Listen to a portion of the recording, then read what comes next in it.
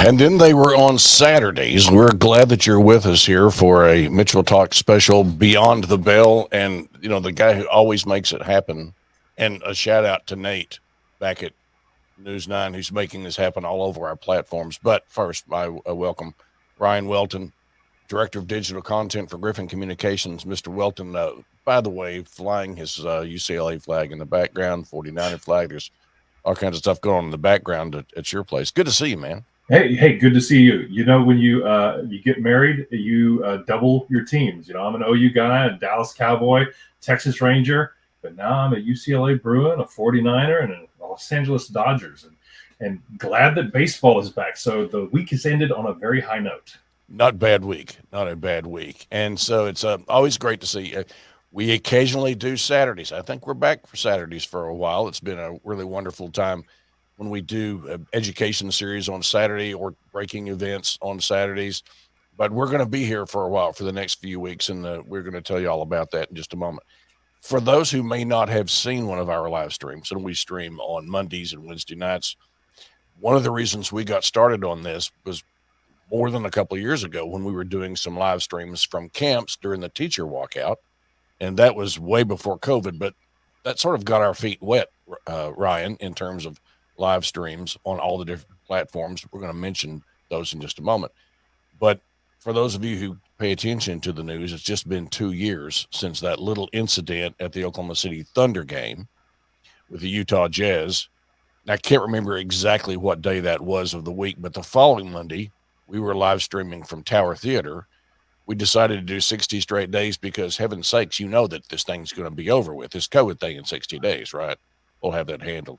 It's like the Babe Ruth trade, not a good statement to make or not a good idea. 2 years we've been doing this. And so it's turned into other platforms and laterally into other days. But for folks that are joining us, Ryan, there are a lot of places to see these streams now upcoming. Could you just give us an idea where people can see these in the future? You bet. Well, first off, there's the flagship platforms, the News 9 and News on 6 platforms. We're talking about our website, our news app, and if you don't have that downloaded, I highly encourage it, but also what we call our streaming app. Some people in the industry call it over-the-top, OTT. Streaming app can be found on Roku, it can be found on Amazon Fire Stick, and it can be found on Apple TV. I'm told it can also be found on Android TV, but essentially these are apps for your televisions to where you can watch News 9, News on 6 from wherever you are in the country, in the world, as long as you have access to the app. We've been doing it there, but we've also been doing it on Facebook, and the flagship for Facebook is Mitchell Talks. Usually on Mondays and Wednesday nights, we'll retweet from Scott's Twitter to our Twitters, but today Nate has set us up to where we're streaming on the News 9 Twitter account. So if you're not following News 9 and News on 6, please do so. And as an added bonus for people who happen to prefer YouTube, we're streaming Beyond the Bell today on the News 9 YouTube channel. So we're trying to follow that omni-platform pillars of content strategy and to get it out everywhere. And then after the fact, we clip it up and we put it out on our platforms for on-demand viewing. So if you happen to not be watching live, you can go out to our streaming app and watch it on your big screen TV later on, tonight, next week, next month, next year. In other words, if you can't find this, you ain't trying hard enough, as they say. This is correct. Something along those lines. All right, so we have a great lineup for you. I'm going to bring folks in so everybody can see our guest. We're going to go through. They'll probably leave for just a moment. We want to introduce our guest today. First, I want to, and this is a surprise, by the way, when we were signing up a while ago and everybody's logging in, we got to see Speaker Pro Tem, okay, which we didn't know we were going to have Kyle Hilbert.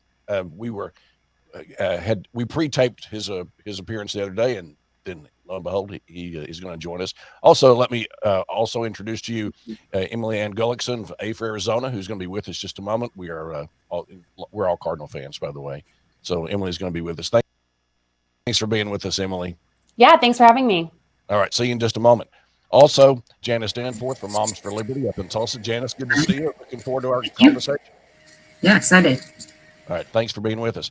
And Eric Doss with Oklahoma Public School Resource Center, who has to work with Brent Bushy. So he has a great job, but also has to deal with that personality. Well, Good to luckily see I you, get to Gary. be in the Tulsa office most of the time. So Okay, well, that's excellent, extra good for you. All right, thanks for joining us. See you in a few. thanks. All right, so here he is, the Speaker Pro Tem, who is running around the country. We were trying to tape the other day from the Capitol and having a little Wi-Fi issue, which happens occasionally. And we're talking about your bills. And Ryan, we did this the other day. Now we've rehearsed our conversation with the Speaker Pro Tem. Right, right, right. And I'm particularly fascinated about the Beyond the Yellow School Bus set of bills. So, what could you tell us about House Bills 3084 and 3086? These streams beyond the bell are about educational innovation. And I don't think I had thought about transportation as being part of that innovation equation. So, take it away. You bet. And thanks, Ryan. Thanks, Scott. Good to be with you guys this morning. Yeah, broadband, we often talk about it being a rural issue, but it's all across the state and our state capital as well. We've got to continue to make improvements in broadband, but good to be with you live from Bristow, from my house. Transportation is certainly a very important issue. Last year, the Oklahoma legislature, we passed open transfer, which allows students, as long as the school has capacity, to transfer in. The school has to have capacity. As long as there are no discipline or truancy issues with a particular student, then they can transfer in. And one of the conversations that we had in a bipartisan fashion on the House floor during these discussions was, okay, if we're going to talk about open transfers, we also have to talk about transportation. And I made a commitment, and many others made a commitment that, okay, when we come into the 2022 session, that's going to be a big part of the conversation. And that's what these two bills really are. And House Bill 3084 cleans up some antiquated language. So right now, if a school district wants to pick up a child who lives outside of their school district boundaries, they have to get permission from the opposite school district in order to pick that kid up. Even if that student and their parents want to attend this school and the school is willing to go get them, they can't just up and go do that.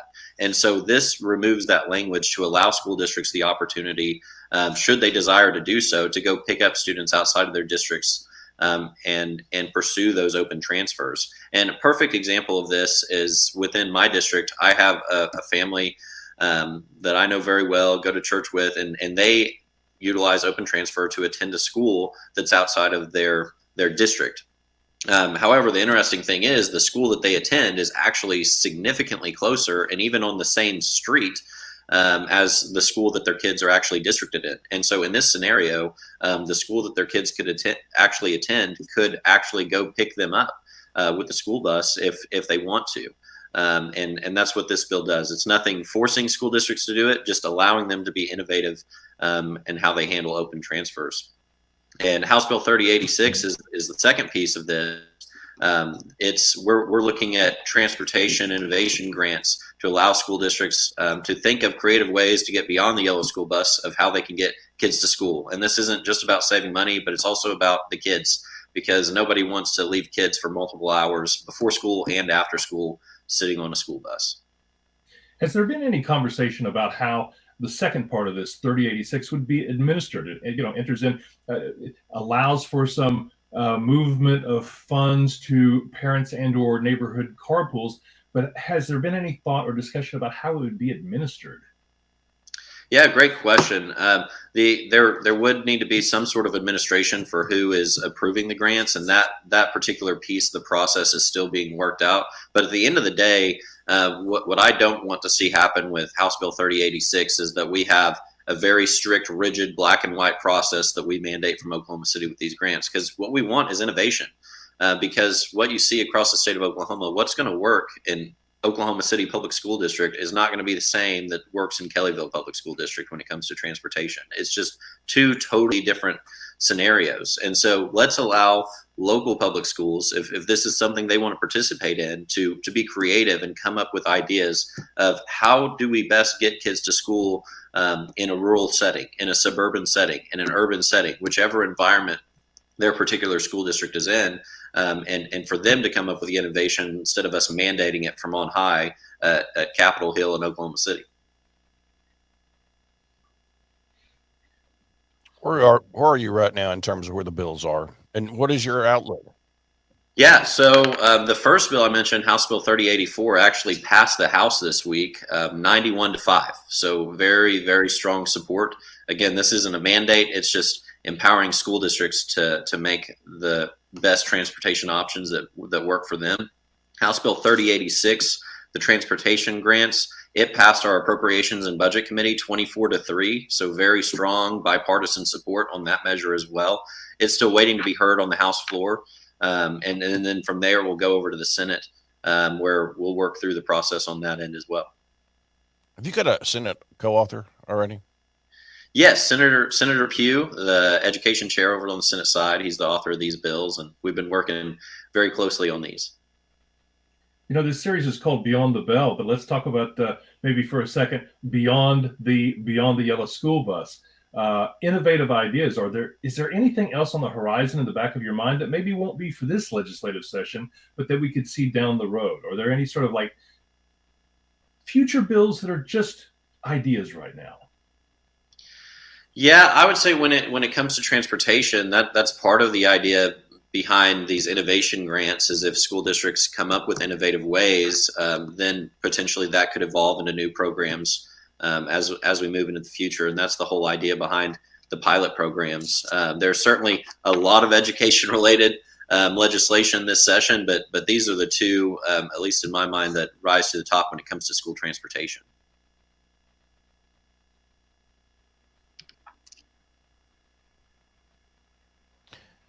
Well, by the way, I think people should probably know, when we introduced you as Speaker Pro Tem, you've made a lot of appearances on News 9, News on 6 over the years as the Appropriations and Budget co-chair.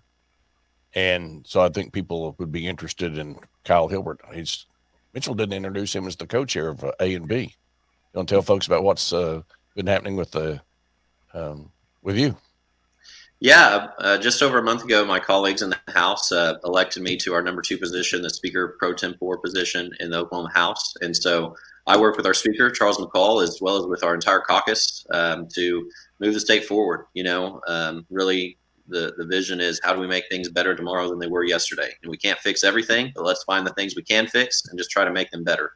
And so every day is a new day. One of the things I love about serving in the state legislature is that every day is a new day. There are no 2 days the same. It's always new problems, and enjoy getting to work with my colleagues to solve those problems.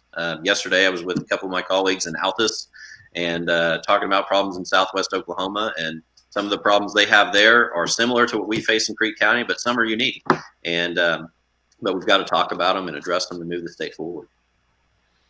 What other education issues do you see that are on the forefront? The media is rife with these stories about the discussion between the House and the Senate leadership on the voucher bill.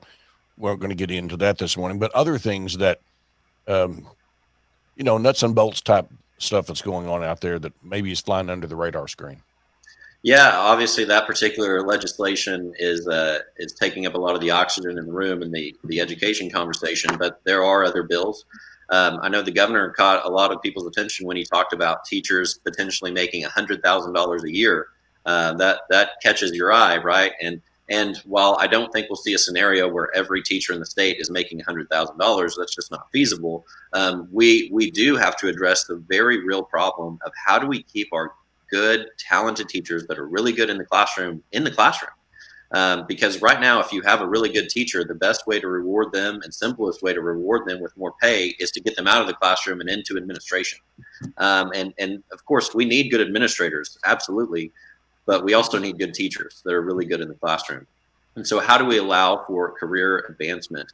And this solves several issues. So a couple of bills that I'm running is House Bill 4387, which builds upon legislation that our chair of appropriations on the House side, Rhonda Baker, passed a few years ago, setting up a framework for lead and advanced teachers to receive matching funds, which are provided in another companion bill, House Bill 4388, which takes lottery funds to match funds from school districts if they want to give extra pay for teachers. And what this would allow teachers to do and school districts to do is take their very best teachers, maybe they come out of the classroom for 1 or 2 hours a day and they go class to class to class, mentoring and assisting new teachers.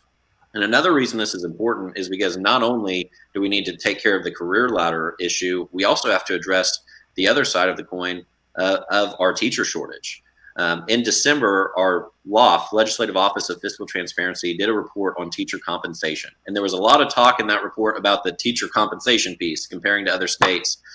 But another part of that report that wasn't talked about as much, and that was most fascinating to me, is that each year our colleges of education are only graduating 50% as many graduates as we have retirees in education. Simultaneously, by year 5, 50% of teachers leave the profession. So those two things taken together tell us our colleges of education are only meeting 25% of the demand of teaching vacancies that we have. So one, yes, we need to get more people interested in teaching, but just getting more people interested in teaching isn't going to solve the problem. We have to talk about the fact that we have alternative and emergency certified teachers, and we can't function without them. I think oftentimes various groups will like to talk about the number of alternative certified teachers we have and kind of demonize them, really. And it should be the other way around. We should be thanking these professionals for getting in the teaching profession. And so what can we do to surround these alternative and emergency certified teachers with support so that they can learn teaching pedagogy, classroom management, parent management, et cetera, and all that it takes to be a good teacher. And so that's why I think these bills really are important, because not only does it help with our career ladder, it also helps with our alternative certified teachers to help set them up for success as they get in the classroom. Hey, do you mind if we take a viewer question? I mean, we try to have these better conversations, and this one is Vicky writes. I'm going to put this on the screen, Representative Gilbert. This is interesting. She says, news reported said yesterday schools are thinking of going to lean on parents to pick up their children at halfway points, not take them to the normal pickup location to save on gas. Heard of anything like that? That's the first I've heard of this, and that's it's up to local school districts how they handle it, but I do not believe that is a good way to handle it, because sure, schools are struggling with the increased cost of gas, but so are parents. On my drive back from Altus yesterday to Bristow, everywhere I went, it was $5 plus for diesel. And so parents are facing these shortages as well. And so I think putting a heavier burden on parents to get their kids to school is not something that school districts should be doing, particularly at this time. Well, she followed up with this, which is, I think a lot of people believe this right here. So, Vicki, thank you very much for the question. Let me finish up. I know Representative Gilbert, thank you for your time. But he's got a young family, and Saturdays, and we're empty nesters now, so the Saturdays are a little lazier around here than they used to be. You're also chairman and a member of a committee on these American Rescue Plan dollars. Any of the things that you're considering right now have to do with education in terms of things that group is considering? You might even tell people what that group is and how they function. Yeah, so about a year ago, the federal Congress passed the American Rescue Plan Act, and part of that package sent $1.87 billion to the state of Oklahoma. And so we have a group of 26 legislators, half House, half Senate, as well as several members from the executive branch that are working together on packages to really move the state forward with these dollars and make some critical one-time investments. And some of the things that we're working on education is really more higher education, focused on the nursing shortage.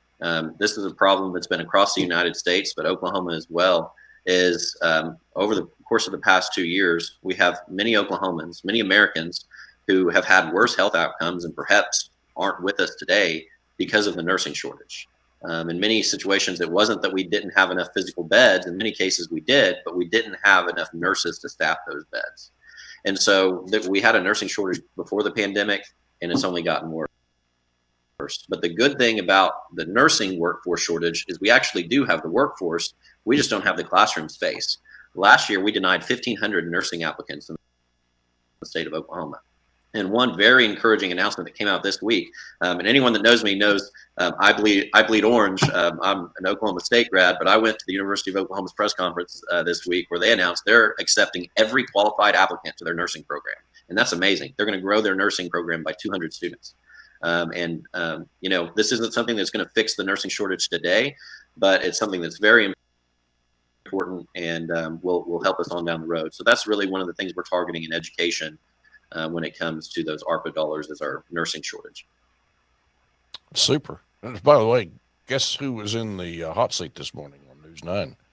the dean. I'm sorry, not the dean. He's not the dean anymore, but provost, Dr. Gary Raskob, who's really running that project down there. So later today, go to news9.com/Sherbrooke County. You can see my interview with Dr. Gary Raskob, my favorite Canadian. By the way, my favorite Bristow. But were you a Purple Pirate, by the way? No, I was actually a DP Hornet, born and raised. But my wife and I moved to the big city of Bristow a couple years ago. Okay, yeah. So you're officially Purple Pirates now. There you go. Representative Kyle Gilbert, it's just a delight. We really thought we just had you on videotape this morning.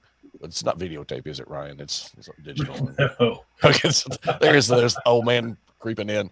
But we're delighted to see you. Thanks for everything that you do. I will tell you, my first meeting with Kyle Gilbert, you were representing victims, a victim from your area, the victim of domestic violence, and you've been a really stalwart defender of victims of domestic violence, and appreciate your work on that and all the stuff that you're doing right now at the state legislature, plus being dad. That's the toughest job of all. Yeah. Well, appreciate it, Scott. Ryan, thanks for having me on this morning, and I look forward to watching that hot seat video. Okay, sounds great. Thanks again. Thank you. Speaker Pro Tem Kyle Gilbert from Bristow, Oklahoma. Have a great day. All right, we're going to turn to our next guest, Eric Doss with Oklahoma Public School Resource Center, and we were just talking about how you have to deal with that Michigan State person quite a bit. The team at Oklahoma Public School Resource Center, you heard this conversation. Eric, your thoughts about where we're headed on beyond the yellow school bus? Well, I think that one of the things that Representative Gilbert really brought up was that if we want to create more choices, we have to give people opportunities to get to those choices. I think that's exactly what your commenter was saying. You can't make it harder on parents and then expect them to really utilize those choices. And a lot of times the parents that have the least access to things like transportation are the ones that really need the most support. So I think it's great for us to be thinking and going down that direction. So if you would, you mentioned about we can't make it harder on parents, can't make it harder on districts either. And it seems to be the mission of the OPRSC as I segue into that. Districts can join the organization and they get access to professionals in a variety of areas, technical resources. So let's say that I'm a superintendent and I join OPRSC. What kind of services can I expect to get, and what are districts using the organization for the most? Oh man, that it's all over the gamut, really. So we have 5 core services. We have, and I think of them really as the back office. When I was a school leader, it was people I didn't have to hire to sit, in my office to answer questions every once in a while. So we have legal services, we have communication services, we have financial, which I mean,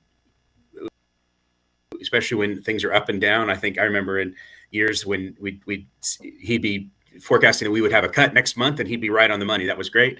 We also do a lot of professional development and technology services. So those are our core services. We also support both districts, traditional public school districts. We also support a lot of charter school districts. My background happens to be charter schools, and I'm in Tulsa. So I kind of head up our charter work as well as our Tulsa work. And so we have somewhere close to 250 members. We're like edging closer and closer as we go. And so some of those are small districts with 100 kids, or they're larger charter schools. So I would say the big things that people, a lot of that financial support, a lot of help me create a budget for next year because I just don't even know what to do. A lot of our teaching and learning and professional development. We do TLE training. We do board training. So we run the gamut. Sometimes I don't even know everything we're doing here because we have so many cool. And the thing I like the best about it, I'll just stop with my advertisement here with this, which is I love that it's like an all-you-can-eat buffet. If someone comes in and they're like, man, I need this and I need this and I need this, and they realize they need more and more, we're not going to nickel and dime them and come back to them and say, okay, well, that's going to be another, $500 for this and $600 for this. For the most part, our core services, we just give those away for that one price to school districts. And I love that because I don't want to be in the business of trying to upsell people. I did that when I worked at the fast food place with fries. It's no fun. You've got me hungry now. I'm ready to go to Golden Corral or Furs if it's still around. I don't think so. So The pandemic we talked about earlier, March 11th, 2020, the day that the world stopped, started with the Oklahoma City Thunder game, and we thought it'd be over in a couple of months. But of course, school districts for the past 2 full calendar years went to virtual days and had to develop digital programs. And it's long been talked about the digital divide that exists in many states between rural areas and big cities. Does OPRSC, and I'm just presuming that you've probably been up to your neck in helping school districts with virtual plans and bridging the gap technologically, learning how to use Zoom and Teams or StreamYard. So could you talk a little bit about that and how the world has changed for an organization like OPRSC since the start of the pandemic? Yeah, I think we got a note that said, it was like spring break. We got it that said, if you don't want to, don't come into the office. And then I didn't go in the office again for, a year and a half. But yeah, we are certainly, especially early on, how do you do a board meeting on Zoom, right? And how do you do it where someone doesn't interrupt it if it comes in from the outside? Some kid, a kid comes in and wants to yell profanities in the middle of your board meeting. Well, if you're not careful, you can do that. So we have done a lot of support for that, a lot of support for the virtual piece, a lot of support in Tulsa. We did a lot of support around getting students who didn't have access to broadband. There was a real initiative in Tulsa, and we supported and worked with that to help, especially among charter schools, which is mostly where I work in Tulsa, and really supporting that. So we've kind of been the gamut. What we're seeing more now is how do you transfer back out of that and get back into and catch kids up that are some kids, the last time they were in school 2 school years ago, that was a traditional school year. So really helping people kind of catch up. The other thing, though, that's been important to us is school doesn't need to necessarily look the way it did when we shut it down. And we're thinking about new ways for schools to look in the future. So we've got some innovative school things happening. We've got some school design cohorts for people who are thinking that we want to start something new, because I don't think parents are wanting necessarily to come back to the same school they were that they had their kids at before. And so we're seeing people really kind of craving some different opportunities. Hey, Eric, when in your work mostly with charters, and I just think about our family over the years with 3, we've used, a lot of different choices in public education. My cum laude RN, right? She was the one we went the most places. I was tell you, with her IQ and ADD, things like that, it was a little bit difficult to get, really focused on that. So she finished in public school, was a charter, private, tried everything, right? Pretty successful today. So the things, and we're having conversations, you're seeing the headlines right now, public schools, charters, there's some friction in the industry. Everybody knows that's worst kept secret in the building. But in terms of the future, and let me make it 2-part question. Number one, when you do charter schools, you're hauling your kids there, right? I mean, that's the sort of thing with privates as well. But how big an issue is this in terms of moving forward in education, getting great outcomes in the state? And number 2, what do you tell the folks who are watching the headlines about the friction between charter public schools, and charter schools are public schools? How do you help people go through the noise to get to what's really happening underneath the surface, and how it really impacts people in the state of Oklahoma and their kids? Well, I think you bring up something really good, which is, so I've sent my youngest daughter, who's a junior right now. She's at a charter school, the charter school I used to run. She was at a private school for a little while, for a year. She was at Tulsa Public Schools before that. She was at a private pre-K before that, right? The reason I have that opportunity, part of it is around transportation. And one of the things we noticed, especially at the school that I was at, we weren't able to offer transportation. It was extremely expensive. And what I noticed is people will come and say, this could be an opportunity for us, but we can't get our kid there. And so I think it's hugely important for us to have these. If we're going to create choices, we have to also create the whole length of everything. You have to be able to get the kids to the building. You have to get the students to the building in order to do the learning. You have to create as few barriers as possible so that we can really support the students who are at most at need. In Tulsa, Most of the charter schools actually do provide transportation. That's something that from the very beginning, both Tulsa Public Schools and a lot of the charter schools really pushed that because they knew it was an equity issue. It was really important. And the students that they wanted to serve, which are by and large, high, students who need support, those students need transportation. Unfortunately, transportation is really expensive. And the state funding formula gets very little money for transportation in the state formula.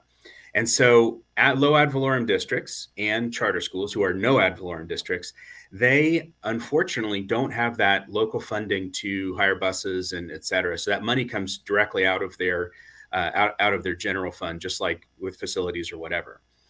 For many years, the charter schools that provided transportation were able to use TPS's buses at cost, basically. That worked okay, but TPS is a big system. They've got 90-something schools. The scheduling became harder and harder as those schools became more scaled up. As they got larger, the scheduling, it just became an issue.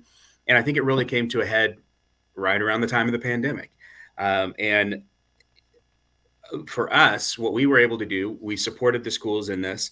The schools all came together, worked together to instead of to bring in a service from outside. So we brought in a company from Kansas City. They're part of the Kincaid Group, Kincaid Bus Lines. It's called DS Bus Lines. And so they were able to bring in the buses, the drivers, the scheduling software, and we batched those 4 schools together, and are able to run. We run about 20 buses, about 800 students a day within Tulsa Public Schools.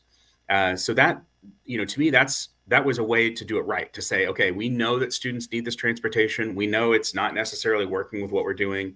It's going to create scheduling issues. We'll do it on our own.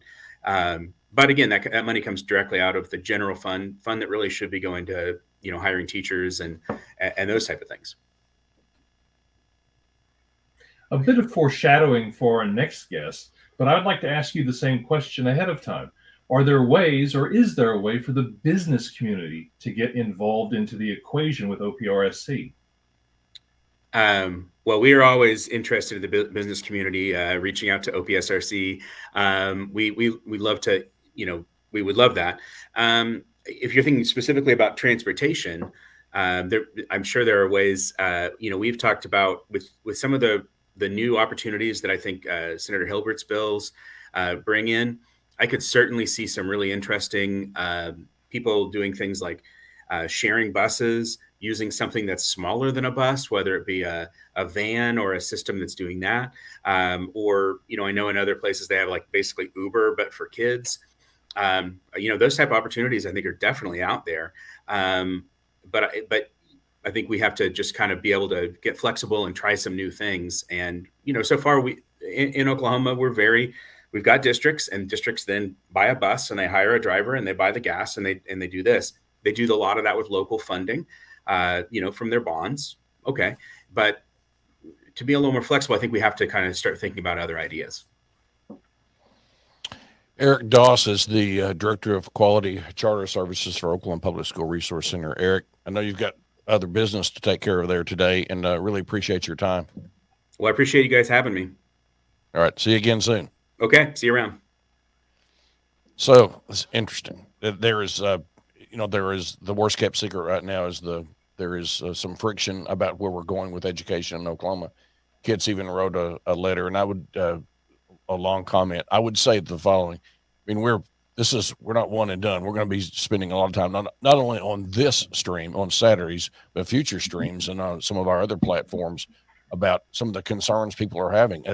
Folks talking about public schools and the voucher discussion. We're not getting in that today. We're talking about transportation, but we'll get into that because I've stolen the phrase that former Secretary Mike Ming, and we're about to start his energy series, which basically is we've got to have better conversations. And that's what we try to do on this channel.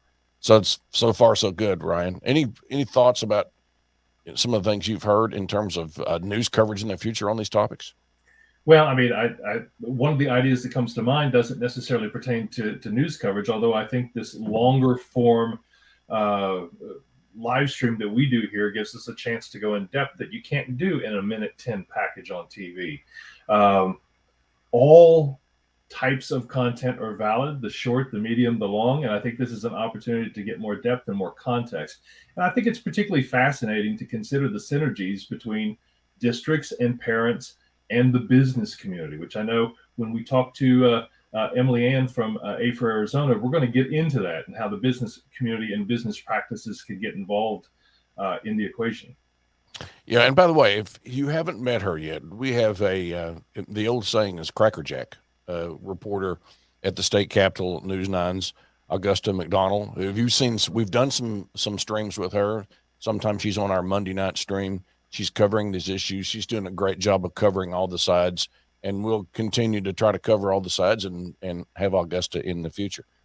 Our next guest is Emily Ann Gullickson with A for Arizona. You met her at the top, and we still have Janice Danworth, who's going to be with us just a little bit late. Danforth, my apologies, Janice, about what's happening in Tulsa. And I'm curious to find out what's happening with Burnco, by the way. I really want to know it's my favorite barbecue place up there that burned down. Emily, it's great to see you. And thanks for being with us. I know we need to start off with, you sent in our private chat, which we talked back and forth, which was basically go Cards. Yeah, go Cards. We're Kyler Murray fans around here. But by the way, we need to get to the big issue. Is he going to stay in Arizona Cardinal? Fingers crossed. Okay. All right. Well, thanks for being with us. This is our year. That's what we know. Home turf. This is our year. It could well be. Thanks for being with us, Ryan. Well, I read up on A for Arizona a little bit before this, and I think it is a fascinating example of how innovation can be translated state to state. So if you would tell us a little bit about A for Arizona, what its focus is, and what the role of the business community has been in helping to implement this at a school district level. Yeah, happy to. So we really focus on convening entrepreneurial leaders, school leaders, CEOs, and others in the community that really are working to create a system where we have kids with futures without limits, who all have access to the best education possible in those learning environments. And I'm also a proud board member of Every Kid Counts Oklahoma. And so it's been fun to share lessons learned, best practices underway in Arizona, and how those might apply in Oklahoma with the great team that's on the ground there. And we know that our business community nationally has a workforce shortage and is looking for high quality talent. And so it's a no-brainer for them to be at the table and making sure that they're rolling up their sleeves with us around how can we think differently to build K-12 systems that work for every child and also produce that top talent coming down the pipeline. Could you tell us a little bit about what happens in districts? Because I think one of the, in the business world, we're always thinking about solutions, but we have to identify what the problems are. And it seems to me that one of the problems that comes up at a district to district level is that districts can get punished if they actually achieve certain goals. They meet a certain standard, and then all of a sudden the funding isn't there for them in the future. So could you talk a little bit about results-based funding and how that applies to what A for Arizona is doing? Yeah, so, we definitely partner with those results-oriented folks that have figured out the secret sauce on how to close the achievement gap and keep it closed. And we learned from a handful of the leaders who had come from school improvement. They'd achieved what we as a state said we wanted them to attain. And at the time, funding was cut. And so our state legislature and Governor Ducey championed performance-based pay that really recognizes it takes time, talent, resources to get results with kids, and double that for those getting results in low-income communities. And it's really helped our schools to be able to sustain their great models and also grow their impact. There's an expectation when you receive that kind of funding that you'll either teach others how to do what you do, whether they're in your same system or another public school nearby, or look for additional ways to expand, serve more kids, replicate your model, both district and public charter options. And so we're excited about bills underway, like Speaker Pro Tem Gilbert mentioned, on driving dollars towards your irreplaceable great teachers. It matters.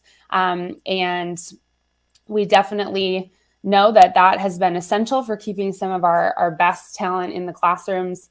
We also have some additional funding that's focused on if you can empower your students to pass credit earning college courses while they're in high school. You get additional dollars back to your school to sustain those programs and also add more courses to be able to serve more students. Again, overweighted for those getting great results for kids in high poverty communities. And so it's making a difference. So it seems just like in the business community, results matter. The bottom line in terms of student success. I'll ask you the same. And Ryan, I do want to jump in there quickly. That is definitely what we model on. We think there is an important pathway for school improvement, but it can't be the only pathway, right? And for too long, that's all we focused on in the K-12 community. And we view this expanding excellence, scaling best practices, just like our business allies leverage, is really critical. Are there a couple of examples that you could cite of business practices, maybe business practices that have evolved during the course of the pandemic? The past 2 years is much different than the previous history. Are there any new cutting edge business practices that you're seeing that school districts could apply? Well, one of the things we're seeing right now is the use of design thinking, right? We have so many leaders who took advantage during the pandemic to actually redesign their models, whether they're high school, middle school, and to really look at, like, are we producing the kind of durable skills our youth will need? Are we designing the models, more importantly, the parents want, right? Recognizing that every child does not learn the same way. And so we've been thrilled to see folks really stretch the limits there. We have a new seat time flexibility law here, which is really empowering schools to collaborate with community-based organizations and businesses. But I would give a huge shout out for the transportation modernization efforts underway in Arizona, and thrilled to see Oklahoma joining the ranks and leading the way on how to modernize. There's so much technology, here in Arizona, we have autonomous vehicles, we're leading in technology, and yet up until this past year, we were really a single solution for how to get kids to and from school. And so it's been phenomenal to see leaders from electric industry to technology to other sectors really come to the table and want to participate in rethinking how to modernize issues like K-12 transit, which have been a real barrier for so many families for so long, not just here in Arizona, but also in Oklahoma. And there's a lot of potential. You've got a booming sector of new businesses coming to the state. And so, there's a lot of potential of great thought partners to join you all in your efforts. By the way, when you're reforming or you're innovating, disrupting is another term that I like. What kind of hurdles do you get into? Any political partisan hurdles that are thrown up on this, or is this just more along the lines of standard sort of pushback on disruption? All of the above.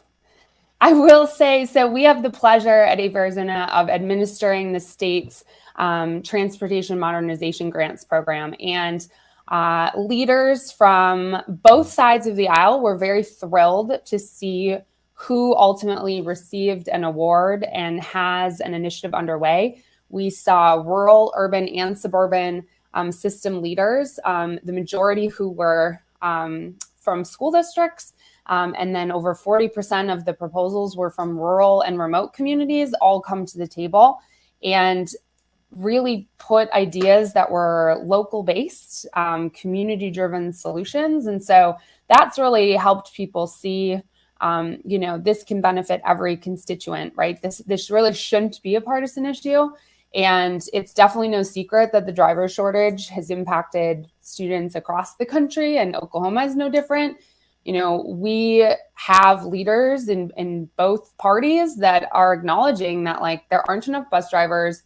That's meant not every child has reliable, efficient, safe transportation options to get to school and learn. And so some by need, some by urgency, some by desire to embrace innovation. It's kind of all three that people are all coming to the table and looking at options outside the yellow school bus. Right now, you also have a group from sort of the progressive left that's really embracing electric vehicles, but it also aligns well, right, with modernizing and thinking differently about how we transport kids. And so you're seeing really the whole spectrum come to the table, some more quickly than others. Gets us back into energy discussion, Ryan, which is, you have people that are innovating in energy, and there's a lot, sometimes there's partisan pushback where you're leaving the rationality of something to the side because you've got to get the partisan aspect of it.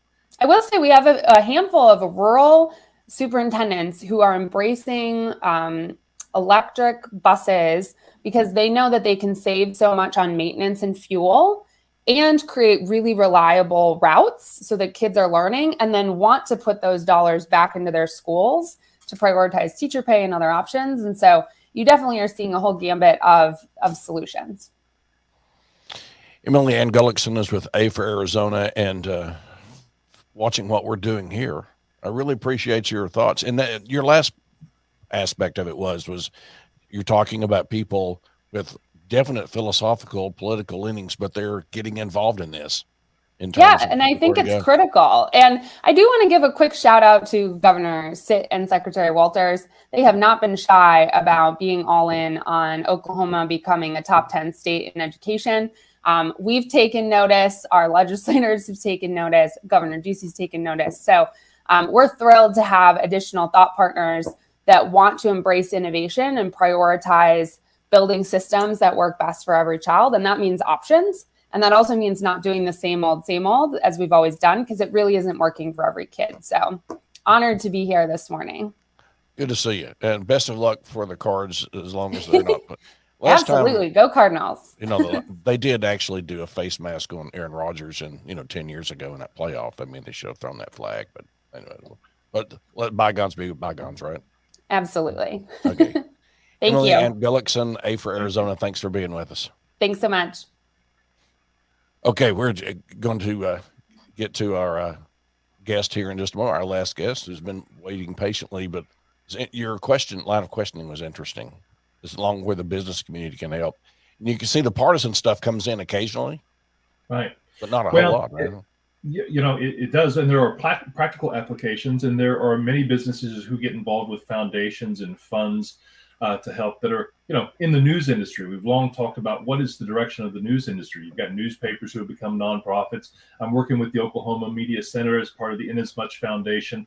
There are many ways that businesses can get involved, sometimes at the ground floor level and sometimes at the very top. And it's just fascinating to see the synergy between districts, parents, and the business community, each of whom brings good ideas, and working together, I think every district becomes stronger. And speaking of that partisan divide, as Emily was just mentioning, we're about to have maybe the most vetted education discussion / election that's ever happened in Oklahoma. For anybody who is like a fly on the wall, the superintendent of public instruction, Joy Hoffmeister, is going to be most likely be the Democrat nominee to run against Governor Stitt. There's going to be discussions on healthcare, education. It's going to be the same way with the Secretary of Education, the next superintendent of public instruction election. And so, are we going to do all sides of that? You bet. We're going to get all sides of that one. So looking forward to that. That's going to be spirited. All right. Our next guest is joining us from Tulsa, Oklahoma. Janice Stanford with Moms for Liberty. And we were just, Janice, tell us a little bit about your organization. We were really intrigued about how your interest in the transportation aspect of this is, how your organization is interested in that aspect, among other issues, of course. Okay, sure. Well, I don't know if you're familiar with Moms for Liberty, but we are a national organization that started in Florida, and they started just last January, so just over a year, and it's grown across the nation like wildfire. Parents are ready to fight for their kids and be involved in what's going on in public schools, and we're not happy what we're seeing, so we're just ready to change it. It needs to be completely shifted out. And so this is one avenue of doing that and just getting out of that sitting in a box thought process to say we can do more and we can do better with what we have by thinking differently. Could you tell us specifically about your interest in the transportation issue and how it affects what you're doing as an organization? Well, specifically for me, what I got reached out to about it because so I have two sons and they're both in public school and they attend two different campuses. They both play sports, and so sometimes I have to drive them, which for the most part works out just fine. But there are times that Mondays, for example, I work late. My husband works downtown Tulsa, so there's no way for my son to do practice, which goes after school. So it goes all the way to 4:15. So on that day, he has to take the bus home because there's no way for me to pick him up at that time. So he misses out on that opportunity that he would otherwise be able to do if a friend or someone else can't bring him home. So just realizing that it's just another piece of a bigger picture. It's just a piece of the puzzle that if we can innovate differently to help kids have more opportunities, this is just one example that has affected me personally. And I know there's lots and lots of other parents who've had that same issue. Speaking of the bigger picture, I noticed that the Tulsa chapter is the only Moms for Liberty chapter in Oklahoma. Was there a particular issue that prompted you to get involved and get that started? And was it easy to start? And what's the response been like from other parents? Yeah, so actually about a year and a half ago, my son, we attend Bixby Public Schools, and my son in his freshman year was being taught things in his government class that goes against what I feel is necessary. It was very liberal leaning, and I'm very conservative, and so I was very upset that he was being taught what he was. He's very educated in politics, so he knows all of it. So he just came home and was like, "Mom, listen to what I was being taught." Well, the answer, I went through all the protocol, and the answer to it was, well, we can just take your kid out of honors and put him in a non-honors class. So I was like, that's not really solving the problem here. So that was kind of the first thing that got me more interested in what's going on in the public school. And so I started following Moms for Liberty that same summer. And then I thought, well, why can't I start a chapter here that gets people interested and gets people knowing that there's more than just one person, because that's what it ends up feeling when you go to a board meeting or whatever, you speak out, you feel like it's just you and there's not other parents. So with that, I had to have 10 members initially, which I ended up finding 10 members by going to board meetings and speaking out. I would have people come up to me after and want to be a part of it. I'm at almost 450 members right now in Tulsa, and we've had great interest. We've had a lot of parents that are just really just thirsty for what we're doing, and they want to be a part of it, and they want more. They want to be involved in what's going on, and we're just able to shine the light on things that people haven't noticed before, and just being more aware. So you mentioned the role that politics plays in this, and it's an election year. Are there any issues where maybe say people on different sides of the political aisle, where maybe let's say a liberal set of parents joins Moms for Liberty and they're like, yeah, we have some common issues that we're passionate about. Has that happened yet? It has not. However, Moms for Liberty is a nonpartisan group. We want that. We want everyone to say the kids are first. Our kids are first. We get to decide how our kids are taught in school. We get to be a part of that. We're taxpayers, we're parents. We want to be involved in that process. So we want all sides of the aisle to be involved in this.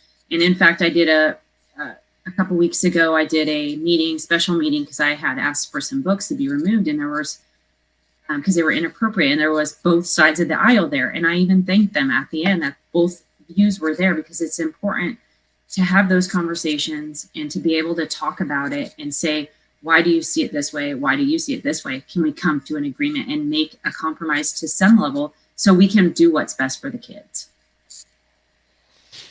Janice, back to the top of the show, the Speaker Pro Tem Gilbert's education bills, Yes. transportation bills. How important are these to you and your group this year?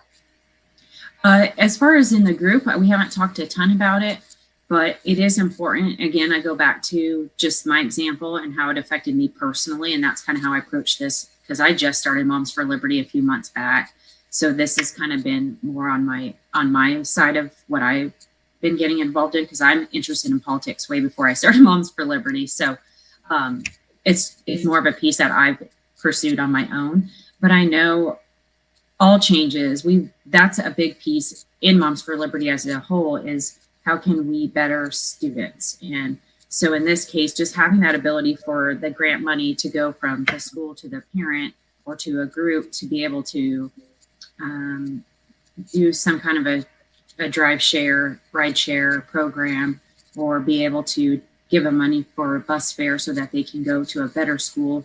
Maybe a student that lives in not a great area, but is super, super intelligent or very talented in arts, music, what have you, gives them that ability to get out of that environment they're in that will better suit them and help them in the future as they move forward. Any last thoughts on other issues that, and thanks, by the way, for waiting around to Sure. the end of the stream. Any other thoughts right now, folks, or issues that you're really concerned about that you're wanting to discuss with the public in Oklahoma? We have lots of them. So where do we start? We're actually dealing with one right now, surveys that have gone out to students and just finding out more about what's behind that. And it's a mental health one that has a lot of questionable material in it. So now that we're paying attention, and that's our fault as parents that we weren't paying attention, we were kind of just trusting that things were going a certain way. And now that we're paying attention, we're really starting to see things that we're not thrilled with. And so now, but because we have a collective group, we're able to say, as a group, to say, we don't like this and we want to make a change. And so surveys that are going out and that are mandatory through the school system, which is through the state, is a concern right now that we're working with. Well, we want to thank you. I'm sorry. Go ahead, I was just going to ask, are any plans to get involved it's an election year, any plans to get involved at the election level, get members elected to school boards? Oh, for sure. We've got, so I'm not endorsing as Moms for Liberty this year, just because I am still learning and I just wanted to kind of figure out what I'm doing. But starting next season, I will definitely be endorsing. And I work with a lot of local school board that I support personally. And we do support as Moms for Liberty, but not endorse for my reason I just stated.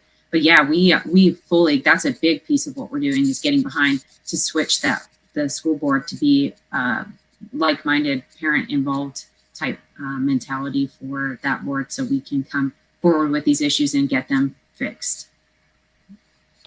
Thanks so much for your time. Again, Yeah, you're welcome. Thanks for having me.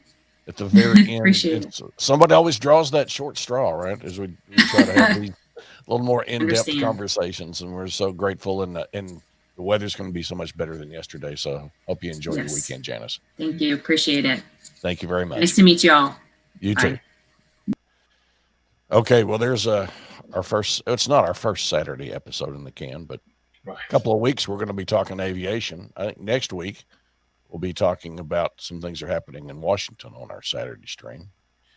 Mr. Welton, your thoughts about this Beyond the Bell first episode featuring Speaker Pro Tem Kyle Gilbert?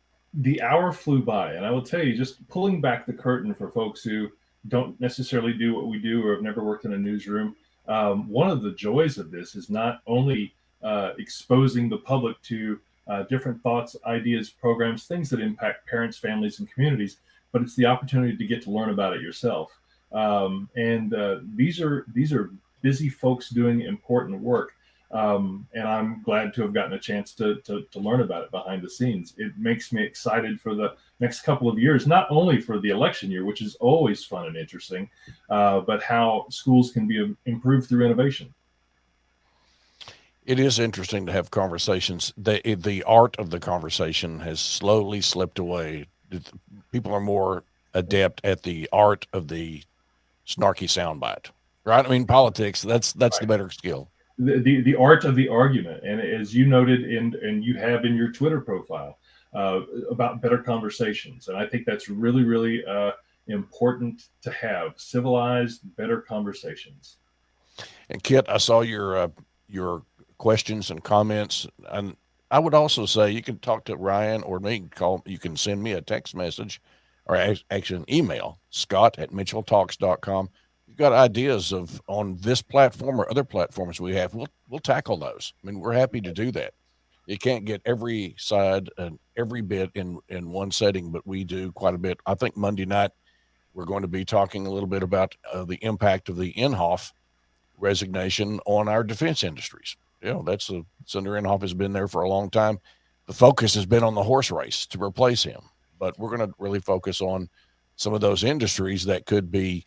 Well, let's just put it this way: there are other states seeing Senator Inhofe retire and thinking about, I'd like to get what Oklahoma has in terms of those industries and bases and that sort of thing. So we want to have those better conversations. Okay, well, I think that's it. I wanted to first, let's give a shout out to Nate, who has done a great job this morning and who, keeps me straight in line on weekends, making sure that we can get our content out. Appreciate everything he does back at the station. Thanks to our folks at News on 6, News 9. And I think Your Vote Counts tomorrow is going to be one segment, because of an announcement that I was not glad to hear. Our good friend, one of the best news ladies in the country, one of the best journalists in this country, Ashley Holden, is going to be going back home. And dang it, I hated to hear that. Right. Her tenacity and grit. I've always believed that the single biggest key to success in any business, or just personally, is grit. I love that word, grit. It's the grind, it's the tenacity, and Ashley embodies that. She does, and she doesn't know what a time clock is. She can't punch it. Okay, we've done Saturday streams occasionally with her. She's worked on projects that, this is a person who is going to be who's already a legend, and we hate to be losing her. Comments from folks. Sandra says, thanks very much for offering different perspectives. Linda says, important conversation on education. We need many more of these around the state. Thanks, Scott and Ryan. So it's great to hear that. Thanks very much for the comments, and thanks for all of y'all that have tuned in today. And so we're going to go take advantage of this weather. Ryan, last thoughts? No last thoughts. Glad baseball is back, and excited to see what these schools are doing through innovation. Same here. Thanks again, everyone. Have a great weekend. We'll see you on Your Vote Counts tomorrow morning on News 9 and Monday night on our Mitchell Talks. Have a great weekend, everyone.